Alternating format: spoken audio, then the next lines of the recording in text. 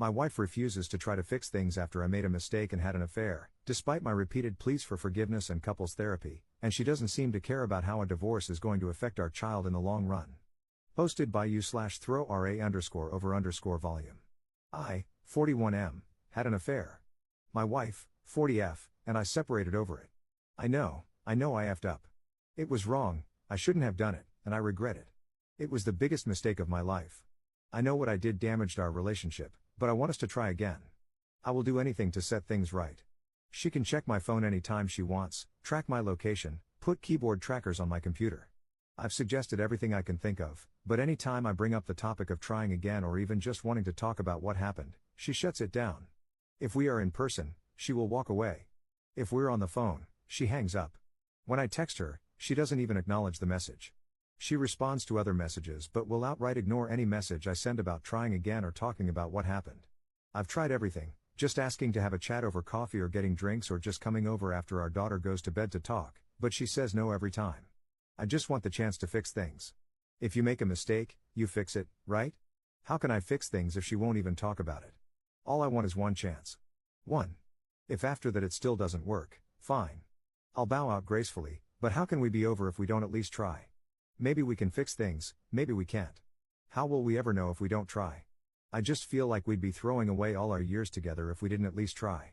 I even suggested just trying just one session of couples therapy to see, and she said no.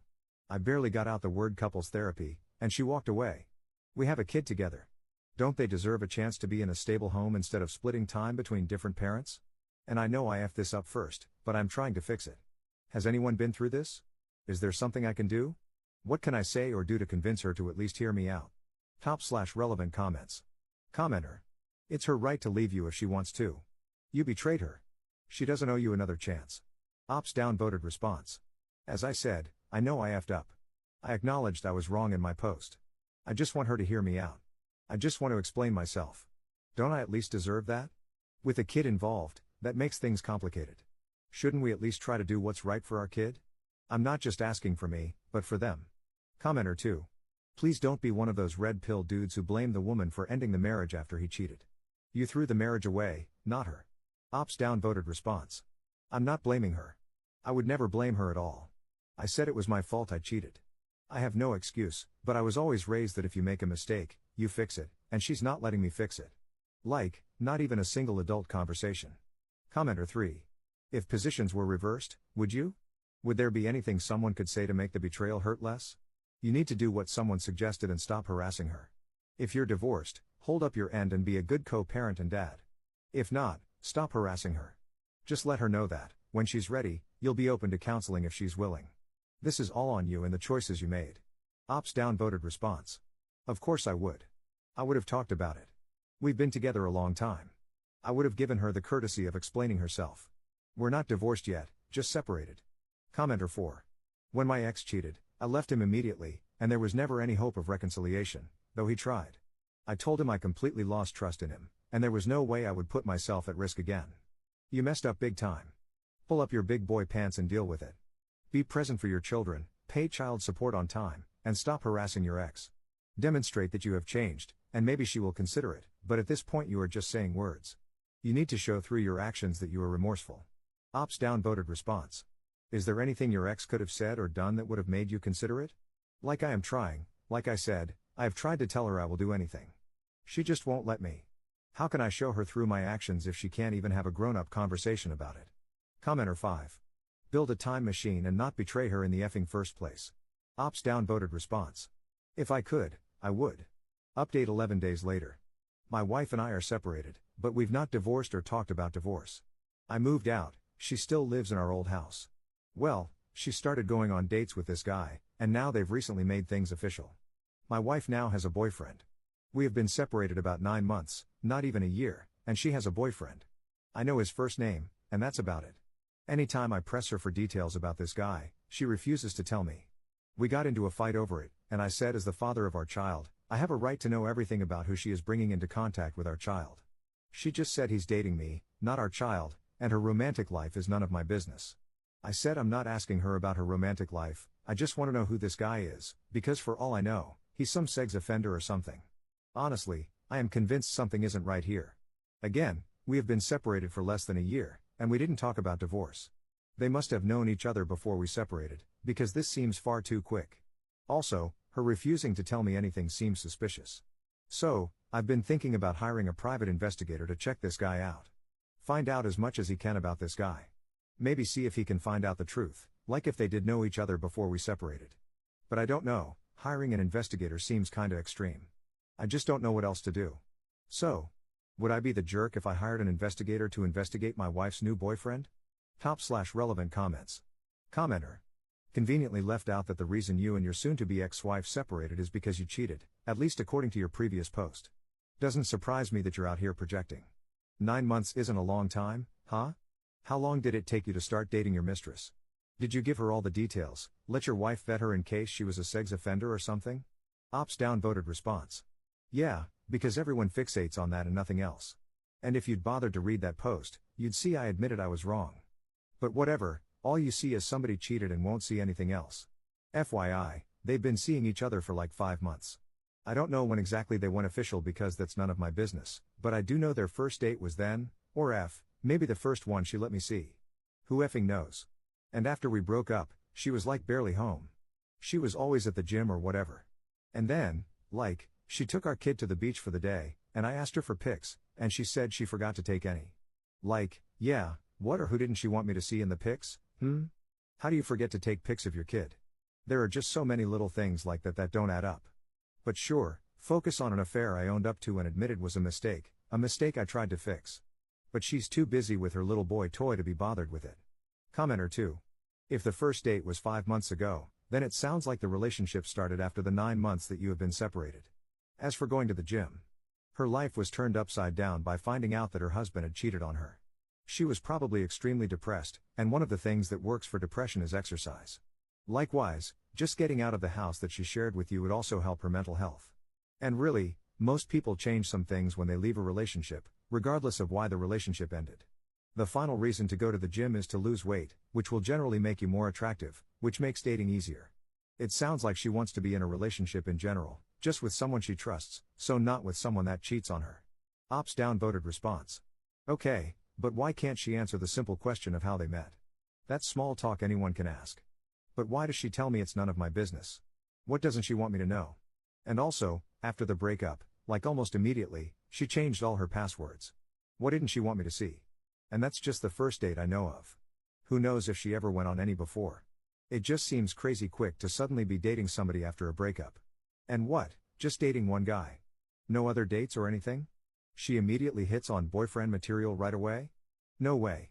Downvoted commenter 3. I understand your concern about the safety of your children. Some men pursue women to get access to their children. Unlike most people, I support getting a private investigator, not to catch your wife. You know she has a new boyfriend and has moved on, despite still being married. Check him out for your children's safety and start divorce proceedings. Ops downvoted response. This is what I'm worried about. I know he knows she's still married. Why would a man choose to date a woman who isn't even divorced yet? Sounds kinda suspicious if you ask me. Commenter 4. Why would a man choose to date a woman who isn't even divorced yet? Dude, you cheated on your wife, and you're questioning this guy's integrity? You need to let go. You betrayed her, she is moving on, you have to deal with the fact that you blew up your life. Not her, not the new boyfriend, you. Second update 3 days later. I'm not looking for sympathy, I'm not justifying anything. I effed up and it's my fault. I just need to get this out because there's no one I can talk to. My wife and I were having issues. Just the usual issues, the struggle and strain of life, raising a family, etc. We were struggling and nothing was getting better, and I felt like I wasn't good enough. That I never would be. And then I met Carly online. She was much younger than me, so we just talked, but then she started flirting with me and it made me feel good. I didn't tell her I was married, didn't want her to stop flirting. I told myself it wouldn't go anywhere. I was just enjoying the attention, and we were just talking. She lived on the other side of the world, there was no chance of us meeting. And then we had cybersex. I felt better than I had in ages. Cybersex then became video and phone sex anytime my wife was out. We sent photos and videos every day. The more time I spent with Carly, the more I couldn't stand being with my wife, so I broke up with her. I didn't tell my wife about the affair. I gave other excuses, but my wife knew something was up and found out about the affair. It broke her.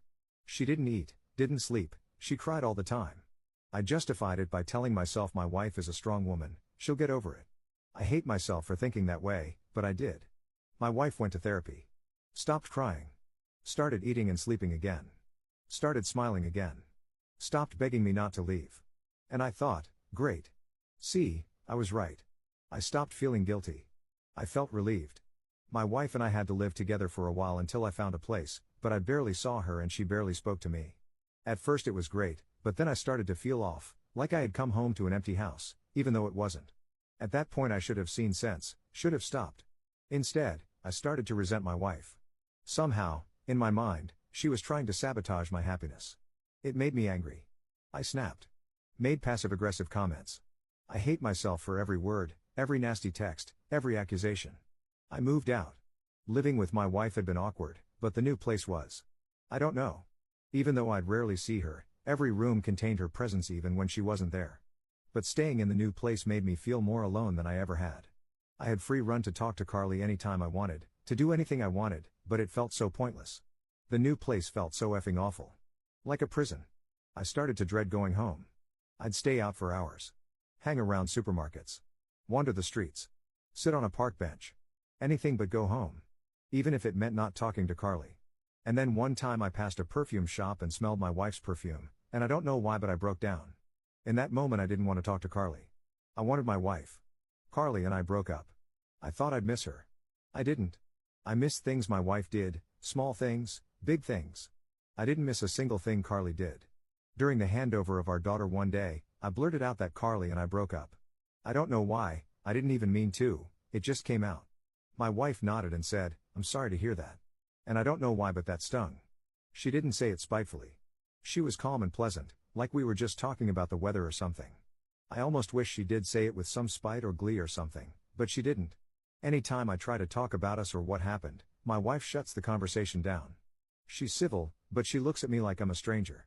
The other day I put my hand on her back just out of habit, and she looked so disgusted. I've never seen her make that face and certainly not at me. I feel so effing broken. And I know it's all my fault. I know I did this. I deserve all of this. I sabotaged everything good in my life, for nothing, for a lie. Carly didn't know I was married, and nobody knew I was even seeing anyone else, even months after the separation. What was I doing? I got served divorce papers this morning. I'm not looking for sympathy. I don't deserve it. I know I'm a selfish, stupid prick. I know it's all my fault. I wish I could go back, but I can't. And the worst part is I don't even know why I did it. Yeah, we had problems, but I can think of 1,000 ways to fix them now. Why didn't I think of them then? I'm sitting here staring at the divorce papers. And I don't know what to do. My first instinct was to fight them, but I can't. I shouldn't. I want to fight it so bad it hurts, but I can't. Not after what I did. I ended up calling in sick, and I've been sitting at the kitchen counter crying, thinking about everything I did, everything I said, wishing I could take it all back. There's no one I can talk to about this. The person I'd normally talk to is my wife, but I effed that up. Everyone hates me. My friends. My family. It's deserved hate. I deserve all of this. I did it to myself, to everyone. I just wanted to get it off my chest, because I don't know what else to do or where else to turn. Guess internet strangers are my only option. Top/relevant comments. Downvoted commenter. Were you in a dead bedroom? Why did you cheat? Ops downvoted response. I don't know why I cheated. We were having issues in the bedroom, but mostly because we were both so exhausted. We were having sex, just not as much as pre-kids. But even then, it didn't bother me, I guess? I didn't even start out intending to cheat. I didn't start talking to Carly on a dating site. I wasn't actively going out looking for sex. It just escalated, and I let it. I really don't know why. Maybe I guess I was flattered to be getting attention from someone so much younger. I don't effing know. Commenter 2. Well, what's done is done. She'll never take you back. You have to learn and adjust to this new life. You have no choice.